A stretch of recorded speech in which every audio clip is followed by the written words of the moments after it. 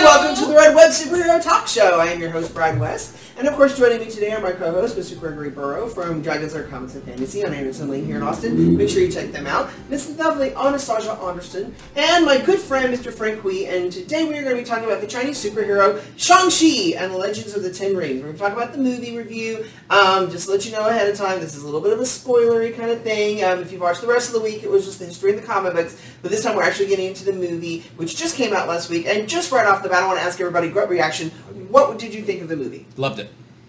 I adored it. Yeah. Adored it. Very entertaining. Probably one of the more entertaining MCU films. It really is. Yeah. It has something that I've mentioned because I just recently had a panel about this. Exactly. But what I just said is that it has the fun, a sense of fun, the way the first Ant-Man movie has a sense of fun. Yeah. Mm-hmm. But it has, the story still has weight on the same level of the first Iron Man or the first Captain America film. Mm-hmm. It doesn't go dark.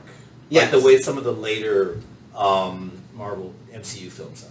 Yeah. So there is a balance right there, which is very nice. Overall, it's a very entertaining film. It is. It is a film that, and I'll get into it later, where it does have technical flaws. When you look at it as a piece of filmmaking, those flaws will not hurt your enjoyment. It doesn't hurt the entertainment factor, but when I see like the scores that critics overall give it, like on a scale of 1 to 10, I said overall, yeah, that's about right. That's about right. It's about right because there's a difference between how much you like a movie and how well it's made. Yes. Yeah. That is Fair. true. So, and those two don't always jive.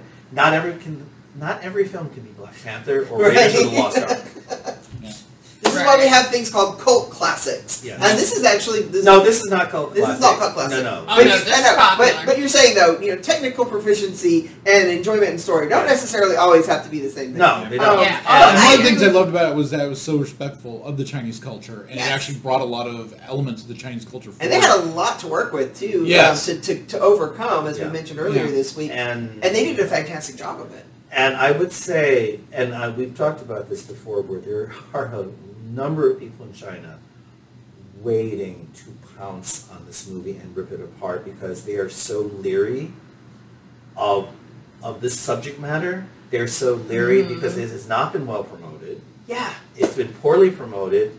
Simu has done the bulk of it, which is wrong. Yeah. Because these same people hate Simu. Yeah. Or rather, they're channeling their hate towards him in any way they can because that's the target. Yeah. Yeah. But Right. in reality, I think most people from China, Taiwan, from Asia will not be offended by this movie. They won't have a No. problem with it.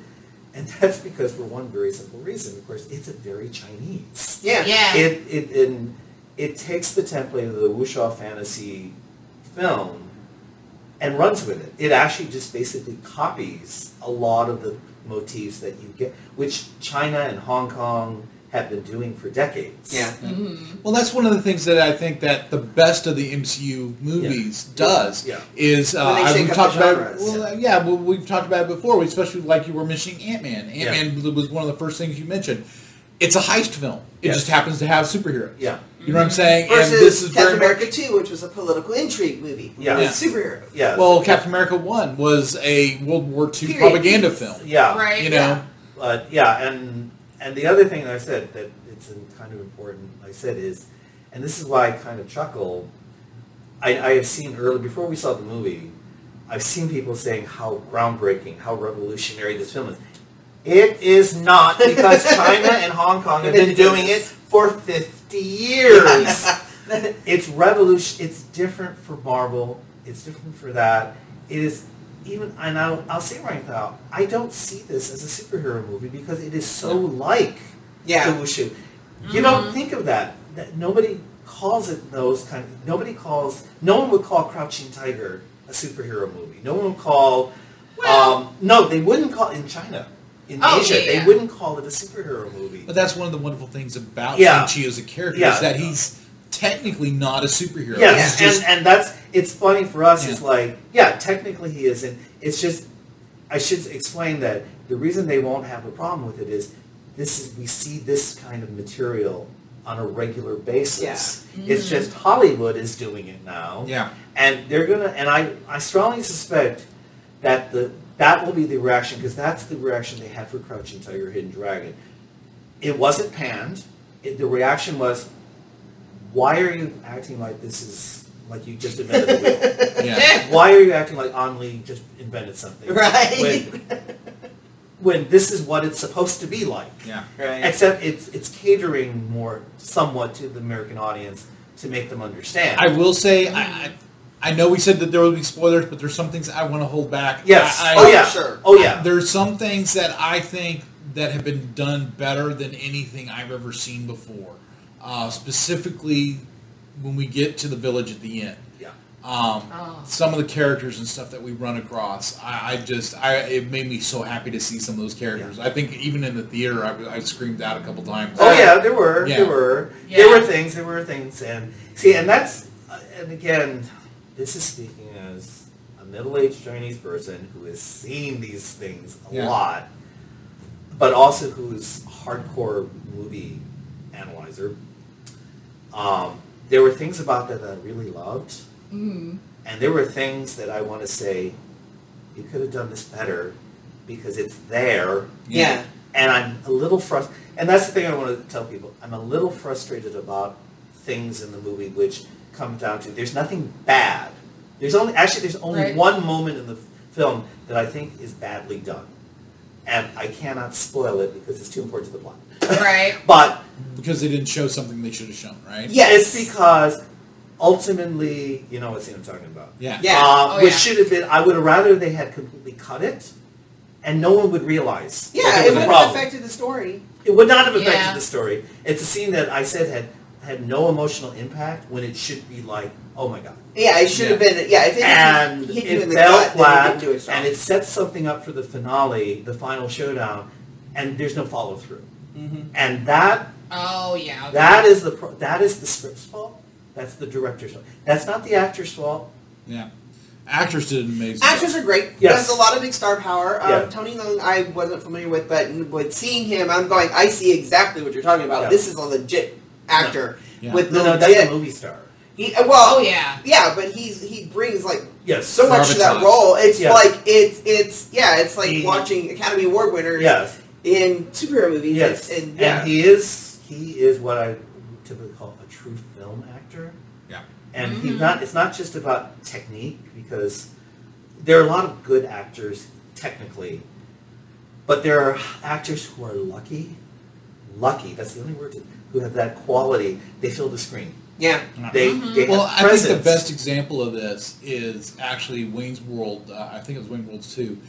The only reason to watch this film is this one scene where Wayne is trying to get to the church to stop his girlfriend from getting married, and he runs up into a gas station. Runs inside. There's this old gas station attendant, and he like asks, where's this, church? I'm trying to get there, and all this kind of stuff. And the gas station attendant gives a credible performance. I remember when, that kind of stuff, and then Wayne turns to the camera and goes, I know we're a low budget film, but couldn't we have done better than this? So he comes racing into the same gas station again, and it's Charlton Heston. And it's just like, you can see the difference between Yes. good acting and great acting. yeah. And Yes, like, I mean, and there is. literally, And- like Wayne turns the camera and he's there is. crying. Yes, and Tony Leung, you bring gravitas. And that was another way to, there's a lot of strategic casting in this movie. Unlike, I'm going to constantly going back in this review to comparing it to Black Panther. Most of the casting on Black Panther, I feel, they didn't have to be as strategic about it. No. No. Yeah. The key word is strategic. Okay. Yeah, they didn't. Yeah. Because Tony Leung is such a big deal. He is a major actor. He's internationally acclaimed. He is somebody who really elevates this movie. Oh my And gosh. he Yeah. does. Like the quality of the movie movie changes when he's In when it, he's in yeah. the scene. I completely agree. And you need that, and because he's so prominent, you need some. It's not enough to have Michelle Yeoh to be in that movie. I don't know, it's enough for me. It's I not loved enough. that she was in it. I would love that she was in Yes, it. I but just, it's I not love her. enough that she's in it. You need somebody who is basically their Jack Nicholson.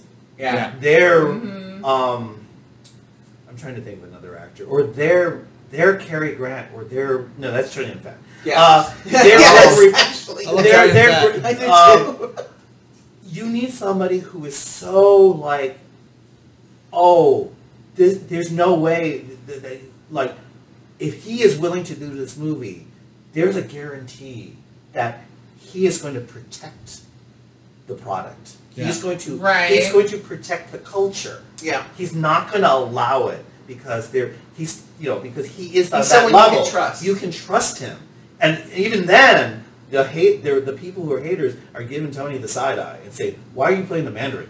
Yeah. Why are you playing the?" And that brings up the whole thing. Just when- wait. when Wait people for the have asked next, Wait for it. next episode. We'll talk about yeah, characters. but and We've got a lot to say yeah, there. and that's what I said, and that's what he brings to it. And ironically, there are times, unfortunately, where he almost draws too much focus and attention because he is so much stronger than everybody else in the room. Yeah. Oh my god. And- yeah. And I can exactly that think of exactly is- which scene that was. And I almost wanted to say is like, ooh. And it's a little, unfortunately, it actually is to the detriment to Sima's performance. Yeah. Because he's actually comes off better in the scenes that he's not sharing with Tony. With Tony. And it's not his fault. And I want to say that right now. It's not his fault. It's just that the weight of the scene favors Tony's character, and which we'll get to. Yeah. But Right. and that is a problem because in the same way, because where it's more balanced with Awkwafina, but her role, her purpose in there, as I was saying, her purpose is a stand-in for the audience. Yeah. Yeah, And, that's for and us. she's someone who's able to execute, again, strategic. She's someone who's able to execute the humor, She's almost like the new Louise. and thank God she is not the love interest. I know, that made me so happy. And she has a real purpose there. I was so In happy fact, that what- they didn't bother with. That was one Yes. of my favorite aspects. Is they Which is didn't there- shoehorn that- a love interest into this Yes, thing. because she serves a purpose. She's confident, confidant, and she is there to help establish the relationship, the character, because she's the kooky one. She's Yeah. the funny one. Yeah. And Simu's character, in reality, even though they want to give him a sense of humor, and he does kind of have a sense of humor, his role is not written as the funny one. Right. Yeah. And plus, the good moments of humor can often be traced back to her. Mm-hmm. Yeah. Where some of the humor, especially when she's not in the room, or she's not responsible for it, the humor intrudes. Yeah. And there is an example early in the movie when they're on the plane. I really hated that joke. It was two skits. Yeah. In fact, it was two successive skits, and I said, "Move on. Move You on." just hurt." And it intrudes on a flashback scene, which is, this scene is important. I don't want to hear about beef or vegetarian. Yeah. Yeah. I don't. I want to go back to this story about his mom. Mm-hmm. Yeah. That's important. Not this Marvel. They dragged it not out this 4 standard. seconds too long. Yeah, not this standard Marvel joke. It was a joke as a gag. There's a It's difference. it was a skit. A joke has a purpose. Yeah. A gag is Yeah. just to Right. disrupt And things. that's one of the little things where there's some of the humor. It's Yeah. forced because there has to be because okay. even though this is modeling the Wushu style, it's still a Marvel movie, Well, and exactly. we still It's have still to a have Marvel movie. we still have the Marvel branding. And it's not just the Marvel movie, it's a post-Ragnarok Marvel movie. Yeah. And this is one of our problems, like Greg was saying earlier, one of the magical things about Marvel at the beginning was that they were able to incorporate each of these things, and there's so many different comic books and superheroes have existed so long, there's so many different genres that have been incorporated into them, and so doing each of these movies with these characters in their own style and having their own feel, and Thor stood better when it was more Shakespearean, it was more epic, and it needed to be more epic. And when they made it funny because they were trying to copy Guardians of the Galaxy, and because it did well because of that, which I think is to its detriment personally, But that's why Marvel is, and we're gonna, and I called it back then too. They're gonna start cramming in these gags into everything because it was successful in that movie, and executives don't go, what works for one, and what doesn't work for another. That is a problem. That is one of the low-level weaknesses of the film. And again, the minor weaknesses of the film is that the director, Destin Daniel Cretton, doesn't know how to balance and navigate those things, those elements, as successfully as he should be able to. And again, you go back to Ryan Coogler with Black Panther, he manages to keep those things in check and balance, where it's still very much a Marvel movie, but it never intrudes. Right. It never intrudes. And some of the tongue-in-cheek humor is great, but it's when it's like slap you in the face, obvious humor. You kind of, And, like, why is that? There might, and the easiest thing is maybe his inexperience with the genre. No. I think it goes back to what Greg was saying earlier this week when we were talking about the setup for this one. Our expectations was the idea that we were hoping that the director gets full creative control. A lot of it comes down to meddling. I honestly believe it's Marvel going, okay, but make sure you put these little gags for like the one caveat I'll put in there is that I think the reason why the Marvel universe has worked so well overall is because Kevin Feige has really maintained a cohesiveness throughout the entire thing. But going back to that, one thing, again, this is a minor thing. I know most people will not care. But you have also the flip side, the criticism where everything is too integrated. Mm-hmm. Yeah.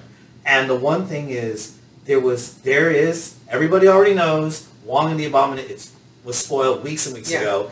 Yeah. Make an appearance in the movie. They're not needed. Yeah, they're not needed. They're just simply says, "Ooh, look we're an Easter egg. Just remind you where you're." No, that whole part of the movie. Yeah, you didn't need it. You didn't. And there's 4 minutes that could have just Now, Doug, before we wrap up, I bet you they filmed that scene that we were talking about. But I bet you they got the cutting room floor because Disney didn't want to do it.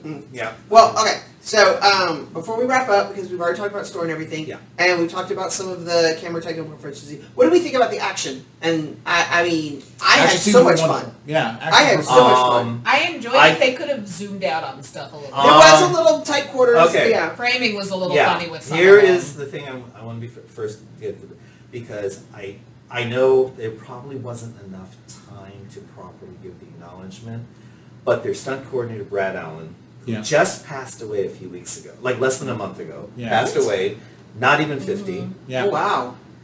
He does because he's responsible. There is good work that was designed for him, and he was also the second unit director.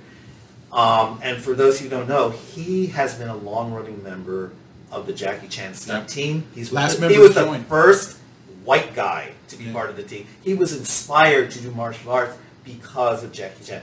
There is a really hilarious fight scene you can find on YouTube from the movie Gorgeous. It has no direct bearing on the plot. It's just him and Jackie doing a goofy Jackie Chan style fight, which has no stakes, but it is pure what the two of them can do together.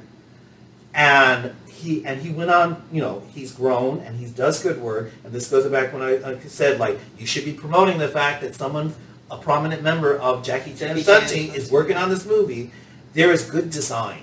Oh, there's a lot of Jackie good design. And well, I mean, no. The stunt choreography in there. How it's filmed, as you're saying, because how it's filmed, how it's edited, that is not.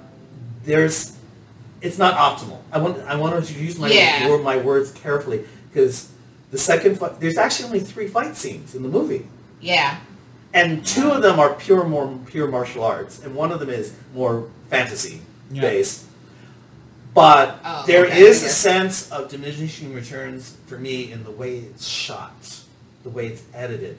The bus scene, which is the first one that is in the credits, that's the best one. Mm-hmm. It's also putting all your eggs in one basket. I like that second one a lot. And I like it. What I love about it is very much the Jackie Chan. That second one really because had it's it. using your environment. Yes. And everything in your environment. I personally felt the way it was edited was not optimal. Yeah. Because, and the way it was lit, it could have been lit a little better, because it got very jumpy and the camera angle got a little flat for me. The third fight scene, which is in the village, I got really pissed at one point because it was shaky camera work. Oh, yeah. Where yeah. it looked like somebody just had the handheld And they were following him following around, yeah. like, I see what you're talking about. Yeah. and that's inexcusable. Yeah. That is just plain inexcusable. That's why I said it's just like typically the cool fight scene should have been the second one, Yeah. and not the first one.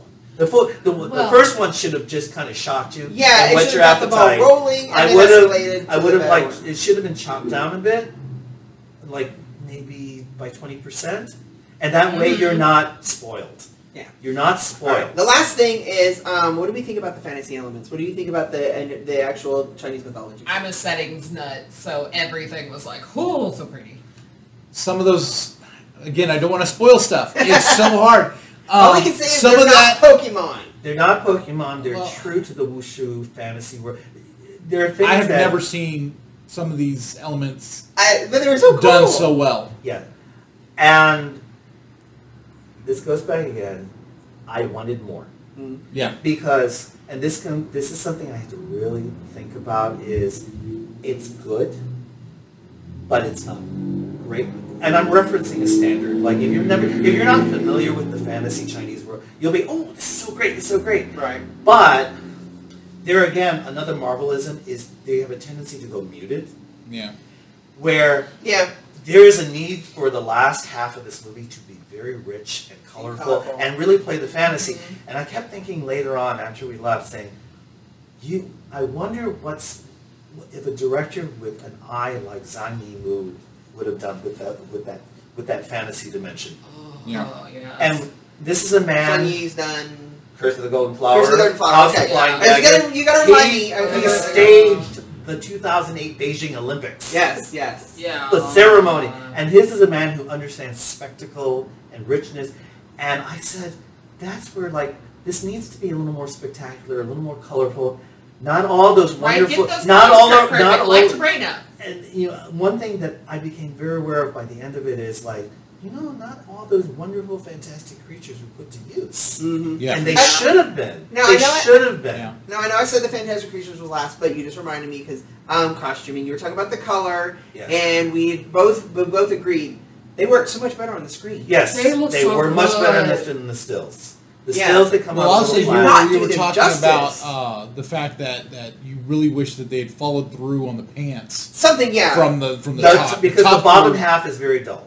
The tops It is were just dull. absolutely fascinating and wonderful, and then just And rich, technically and then- made sense because when we were Yes. complaining about it, Yes. but later it makes sense. And he and his sister have a complementary outfit, but the bottom half is really boring. It's just black pants. It's black pants and he's wearing kicks. Yeah. And on the upside, easy to cosplay. Yeah. Like, that's for us. Well, I've read some of the lines on the costuming. The actual suit, the tops. They had to They say actually Individually. they're the not neoprene. What was it? It was they cast over 100,000 scales yes. Okay. individually. Individually, Yeah. yes. Yeah. Yes, they were individually. And that's the thing is that top is beautiful, but when you actually start seeing it, it's like, I want more. This Yeah. could have been really. That is my beef, the technical beef with the movie. It could be better. Well, especially what it's made of. It's Yes. like when you find out what the stuff is supposed to be made of, it's like you got to be able to see To the see that. glamour and- and the sheen. And I will give that. And plus, I would have liked, if you're going to give them pants, I think that they should have been, and this is not being voyeuristic, but I would have liked them in a little more fitted to Yeah, create the I can see line of a that. jumpsuit or bodysuit, the illusion of a bodysuit, and not wear kicks. And don't tell me they didn't have it. They were able to give a cooler costume to Aquafina in Yeah. the movie The Villagers. Oh, those are so pretty. So don't tell me you can't get a fabulous pair of boots. Right? You have Disney money, use it. All right. On that, Yes. we're going to wrap up for the day. We're going to catch you tomorrow. We're going to go over individual characters, including some Yes. of the star power that is in Yes. this movie. Thank you for joining us on our Shang-Chi. Thank you again, Frank, for joining us. Make sure you're following us. Go to bradsredweb.com. You can see when to watch us. See us every day live here at 3 o'clock. Like, subscribe, and share. And you can catch us also on Facebook or on YouTube at Kaiju Labs Media. And that's it for today. See you Okay. tomorrow.